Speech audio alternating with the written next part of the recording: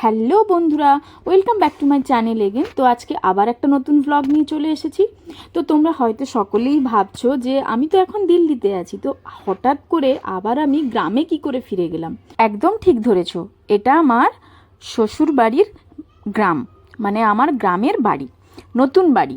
যাই হোক, মেয়েদের তো দুটো বাড়ি থাকে, একটা যে বাড়িতে সে ছোট থেকে বড় হয়েছে, আর আরেকটা যেটাতে সে বিয়ের পর গিয়ে থাকে, তার নিজের বাড়ি, নতুন বাড়ি। তো যাই হোক, আমি অ্যাকচুয়ালি এই ভিডিওটা আমি যখন বাড়ি গেছিলাম তখন শ্যুট করেছিলাম, মানে প্রায় 2 মাস আগের ভিডিও। আসলে সময় করে আর সেইভাবে ভিডিওগুলো এডিট করে আপলোড করা হয়নি। তো আজ একটু সময় পেয়ে ভাবলাম যে না, এবার ভিডিওগুলো আপলোড করা হোক, আর নয়তো খুব দেরি হয়ে যাবে। তো যাই হোক, প্রথম থেকে শেষ অবধি ভিডিওটা দেখো এবং অবশ্যই চ্যানেলটি সাবস্ক্রাইব করো। তো প্রথমেই বলে রাখি যে আজকে কিন্তু একটা সারপ্রাইজ আছে। তো আজকে আমি রান্না করছি মোচার তরকারি। আসলে আমি একা করছি না, কিছুটা আমি করছি আর কিছুটা আমার শাশুড়ি মা। এবং প্রথমেই দেখো, এই মোচাকে ভালো করে ছাড়িয়ে কাটাকুটি করে আলুগুলোকেও কেটে নিয়েছি এবং তারপর একটু সেদ্ধ করে নেব। প্রেসার কুকারে জল দিয়ে এই যে জাস্ট বসিয়ে নিলাম, একটা কি দুটো মতো সিটি ফেলবো, তারপরে এই দেখো পুরো সেদ্ধ হয়ে গেছে। এবং হালকা একটু নুনও দিয়ে নিতে হবে, তাতে করে নুনটা ঠিকঠাক মতো স্বাদে লাগবে। তো আজকে আমি যেটা সারপ্রাইজের কথা বলছিলাম সেটা হলো উনুনের রান্না। তোমরা যারা গ্রামের বাড়িতে, বেশিরভাগ গ্রামের বাড়ি কেন বলছি, কারণ গ্রামের দিকে এখনও পর্যন্ত উনুনে রান্না হয়। শহরে সেরকম সুযোগ সুবিধা না থাকার কারণে কিন্তু সবার বাড়িতে থাকে না, কিন্তু আছে এখনও অনেকের বাড়িতেই উনুনে রান্না হয়। কিন্তু আজকে সবথেকে যেটা আমার ভালো লেগেছে যে এই উনুনে মোচার তরকারি রান্না, এবং সেটা আমার শাশুড়ি মা রান্না করবেন। আমার শাশুড়ি মা খুব ভালো এই সবজির তরকারি, এই ধরনের যে আমাদের বাঙালি ঘরোয়া খাবার খুব ভালো রান্না করতে পারেন।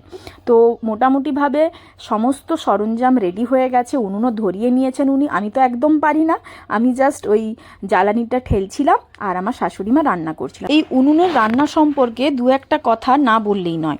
এখন তো সবার বাড়িতেই গ্যাস হয়ে গেছে, কিন্তু আগেকার দিনে আমরা যখন ছোট ছিলাম তখন এই উনুনেই রান্না হতো। তখন গ্যাসের তত ব্যবস্থা সবার বাড়িতে ছিল না, দু একজনের বাড়িতে হয়তো থাকতে পারে। কিন্তু এই যে উনুনের রান্নায় কাঠের যে জ্বালানি, এতে কিন্তু রান্নার স্বাদ না দারুণ হয়।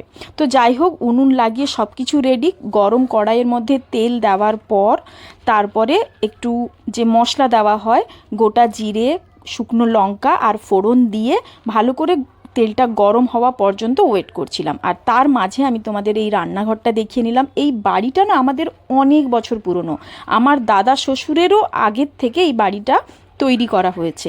তো যাই হোক, এই যে দেখো, আমার শাশুড়ি মা প্রথমেই তেল গরম করে যেটা মশলা দেওয়ার পর তার উপরে মোচা আর আলুর যে সেদ্ধ সেটা দিয়ে দিয়েছেন, এবং একটু নুন আর একটু হলুদ দিয়ে ভালো করে নেড়ে নিচ্ছেন। আর একটা জিনিস এখানে খেয়াল রাখতে হয়, যে গ্যাসের ক্ষেত্রে যেটা হয় যে খুব সহজেই কন্ট্রোল করা যায়, মানে আমার তো সহজ লাগে, কিন্তু উনুনে রান্না করা সত্যিই খুব কষ্টকর। আর এরই মাঝে দেখো, মা এখানে লঙ্কা গুঁড়ো, হলুদ গুঁড়ো, ধনে গুঁড়ো আর জিরে গুঁড়োটাও দিয়ে নিল। আর যেটা বলছিলাম যে কন্ট্রোল করার ব্যাপার, সত্যি কথা বলতে একদিকে জ্বালানি দেওয়া যে যাতে না উনুনটা নিভে যায়, আর দ্বিতীয়ত তার সাথে ঠিকঠাকভাবে যাতে বেশি না হয়, জ্বালানিটা না কমে যায়, তাহলে লেগে যাবে, সেটাও খেয়াল রাখা। কিন্তু গ্যাসে এই জিনিসটা অতটাও খেয়াল রাখতে হয় না, চটপট করা যায়। তো আমাদের এই মোচার তরকারি দেখো অনেকটা একদম রেডি হয়ে এসেছে, প্রায় হয়েই গেছে। আর জাস্ট নামানোর একটু আগেই মা কি করলো না, ঘি দিয়ে দিল। ঘি দিলে খুব ভালো লাগে, স্বাদটা খুব সুন্দর হয়। আবার অনেকে যারা ঘি পছন্দ করেন না তারা নাও দিতে পারেন, তবে দিলে স্বাদটা বাড়ে। তো এই যে মোচার তরকারি একদম রেডি। গল্প করতে করতে দারুণভাবে রান্নাটা হয়ে গেল। মা আর আমি দুজনে মানে খুব মজা করে রান্না করছিলাম। আমি তো শ্যুট করছিলাম, আমার শাশুড়ি মা না আমার বন্ধুর মতো, পুরো সব কথা আমরা মোটামুটি শেয়ার করি। তো যাই হোক, দেখো এরপরে আমি বাড়ির বৌমা হিসেবে কিছু কর্তব্য পালন করতে এসেছি। আসলে বিয়ের জাস্ট 6 দিনের মাথা দিয়ে আমি চলে এসেছিলাম, সেইভাবে আর বাড়িটাকে চেনা হয়ে ওঠেনি। তো আমাদের লাভ ম্যারেজ হলেও সেইভাবে আমার বাড়িতে কদিন, মানে আমার যে নতুন বাড়ি, আমার শ্বশুর বাড়ি, সেখানে থাকা হয়নি। তো আজকে হঠাৎ করে মা বলল যে তোকে একটা কাজ দেবো, তুই কি করবি? আমি বললাম হ্যাঁ হ্যাঁ, দাও দাও, কাজ তো মানে বসে থাকতে ভালো লাগছে না। তো মা বলল এই চালগুলো আছে, দেখ তো যদি কোনো কাঁকরবালি থাকে তাহলে সেগুলো বেছে দিবি। আর এই দেখো, এই চালগুলো আমি বাছছিলাম আর ঠিক তার মাঝেই বৃষ্টিটা চলে এলো। প্রচণ্ড গরম লাগছিল, আর বৃষ্টির সময় বৃষ্টি না হলে একদম ভালো লাগে না। আর এই যে দেখো, এটা আমাদের পুরো বাড়িটা, আর ওই ওপরে দোতলা, তার উপরেও কিন্তু ছাদ আছে, কিন্তু আপাতত দোতলা বাড়ি। আর সত্যি কথা বলতে এই রকম মাটির বাড়িতে না আমার খুব ভালো লাগে। গরমের দিনে যেমন একদম ঠান্ডা থাকে ঘরগুলো, আর ঠিক তেমন শীতের দিনে, মানে আমাদের যখন বিয়ে হয়েছিল তখন তো ডিসেম্বর মাস একদম কনকনে ঠান্ডা, কিন্তু সত্যি কথা কেউ বিশ্বাস করবে কি না, গায়ে না আমাকে একটা লেপও নিতে হয়েছিল না। হালকা চাদর আর মানে যেটা ব্ল্যাঙ্কেট, যেটা একদম পাতলা ব্ল্যাঙ্কেট থাকে, সেগুলো গায়ে দিয়ে আমি কাটিয়ে দিয়েছিলাম। আর এই যে দেখো, একদম মুষলধারে বৃষ্টি নেমেছে, আমি কাজ থামিয়ে ভিডিও শ্যুটে লেগে পড়েছি। আর এইটা হলো আমাদের মানে কি বলে বাইর ঘর, মানে আগেকার দিনের বাড়িতে না এরকম মাঝখানে একটা বাইর রাখা থাকতো। হ্যাঁ, খুব মানে বিশেষ করে এই শীতকালটাতে না দারুণ লাগে। আমার যখন বিয়ে হয়েছিল পুরো শুকনো, ওখানে ফুল গাছ লাগিয়ে দিলে দারুণ মানে ফুলগুলো ফোটে আর দারুণ লাগে, একদম মানে ছোট্ট বাগানের মতো হয়ে যায়। আর এই যে দেখো, দেখেছো এমন বৃষ্টি হয়েছে, পুরো একদম জল দাঁড়িয়ে গেছে। আর আমায় দেখো এবার, নতুন বউ কে বলবে আমাকে, আমি মোটামুটি ওই জল ঘাঁটতেই ব্যস্ত।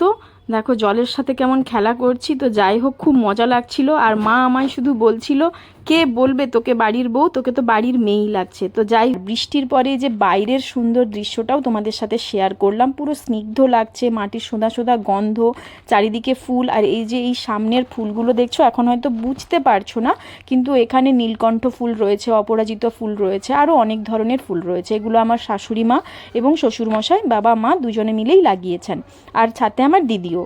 এই চারপাশটা না আমার খুব ভালো লাগে, বিশেষ করে বাড়ির এই সামনের দিকটা। চারপাশটা পুরো গাছপালায় ঢাকা আর ফুলের গাছে ভর্তি, বিশেষ করে শীতকালে দারুণ। তো এই যে দেখো, সব কিছু কমপ্লিট করার পর আমরা খেতে চলে এসেছি। প্রথমে বাবাকে খেতে দিয়ে দিয়েছিলাম, তারপর আমি আর মা দুজনে মিলে খাচ্ছিলাম। এই যে পটল ভাতে মাখা, শুশনি শাক ভাজা, তার সাথে কুঁদরি ভাজা, আর এই মোচার তরকারি, আর ডাল ছিল সাথে। আর আমি আসলে ভেজিটেরিয়ানই বলতে পারো, মানে ভেজটাই বেশি প্রেফার করি। মাছ মাংস ডিম খাই, কিন্তু অতটা ভালো লাগে না। আর এই যে দেখো, এই বিড়ালটাই কিন্তু আমাদের পোষা, তবে বাড়ির ভেতরে সব সময় থাকে না, মাঝে মাঝে থাকে আর মাঝে মাঝে খেতে আসে। তো যাই হোক, আজকের ভিডিওটা কেমন লাগলো অবশ্যই জানিও এবং কমেন্ট করো।